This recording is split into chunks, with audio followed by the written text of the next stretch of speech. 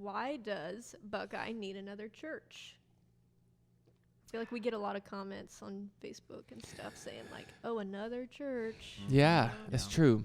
Do you want the practical answer first or the spiritual answer first? Let's do practical first. Practical. I think practical is helpful because usually like people know the spiritual answer. They just don't care that much. And they're like, why pragmatically would you do this? We have churches here. Yeah, we got a church down the street that reaches 300 people. We got another church that reaches 3,000 people.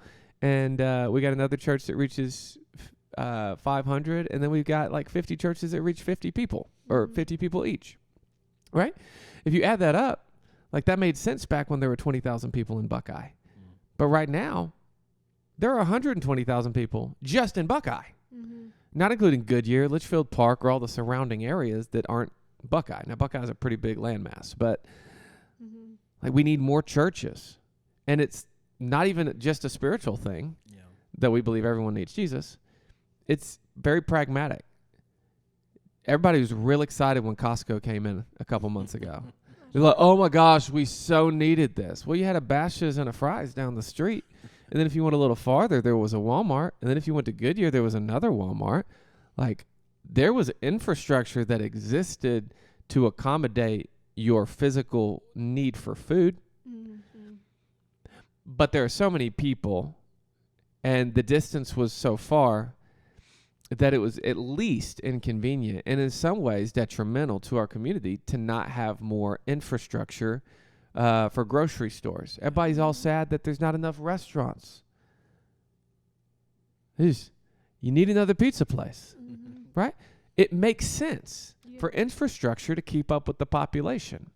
But a lot of times people see churches like, there's one church here already. What do you need another one for? And it's like, no, we need churches that are going to reach the people. So churches, I think, are an integral part of a community's infrastructure. And so as the population grows, I think the number of churches needs to grow as well so that we can serve the population that we have.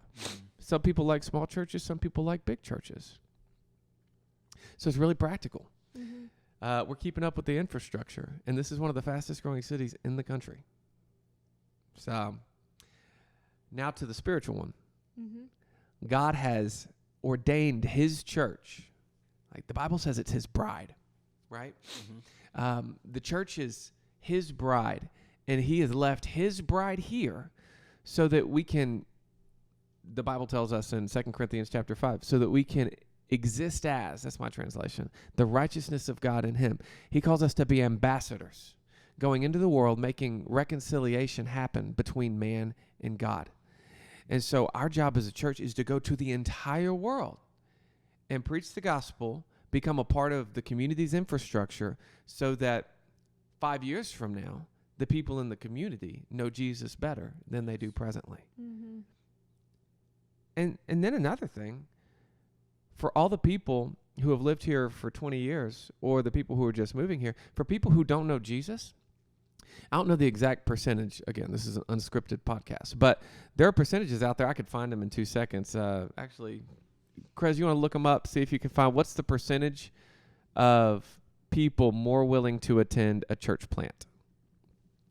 And there have been studies shown that people who don't go to church are more likely to go to a new church than they are an established one. That doesn't mean the established churches are bad. It means that they have become a stable part of the community, and so people are just less likely. People like new things. And so being a new church, we're going to reach new people, and we want to reach new people. So there are a million other reasons I could give. Personally, we're planting a church in Buckeye because we felt led to come to this area and because God gave me a vision to start this church. So I could come out here, just burped.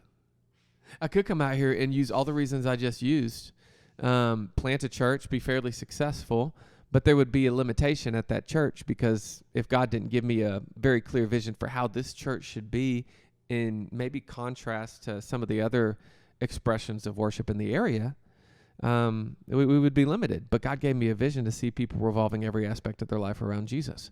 And there are churches that are reaching tons of people, but we're going to be unique in the population of churches here in the area. And so I think we'll connect with a different group of people than other people will. So that's why we wanted to plant a church. I think I connect in Buckeye. I like the diversity in Buckeye. I think there's like probably more than 50% Caucasian, but then there's 30+% that are Hispanic Latino background. And then there's another 15 to 17% that are black. I love that type of diversity. I feel like heaven's going to look diverse, so why don't we create a church that's diverse? So when we were picking a place in the Phoenix area, we were looking, man, where is it more than just one demographic? And here in Buckeye, you have different racial demographics. You have different economic demographics. You've got the blue collar. You got white collar. You got people from California, the Northwest, Chicago, the South, everywhere. And man, I'm so excited to see what's going to happen. Another reason we picked out here is because, believe it or not, I don't know if you guys knew this. I probably said it before. There are only 10 to 15% of people in the West Valley who attend church. And so everyone who might say, well, there's a church down the street. Well, the people here aren't attending it. And there are churches here in Buckeye that are maxed out. Christ Church of the Valley is killing it. I love Pastor Aaron over there, and they're doing a great job reaching people. They got 5 services, and they're running just over 3,000 people. It's like, how many more can go? They'll figure it out. But while they're figuring it out, I want to be an outlet for people to attend as well. So it's going to be great. That's why we're planting. Location-wise, we're planting at Great Hearts Roosevelt, a great charter school off of Yuma and Jackrabbit Trail. It's going to be great. It's going to be great. Yeah. That's it. Onward.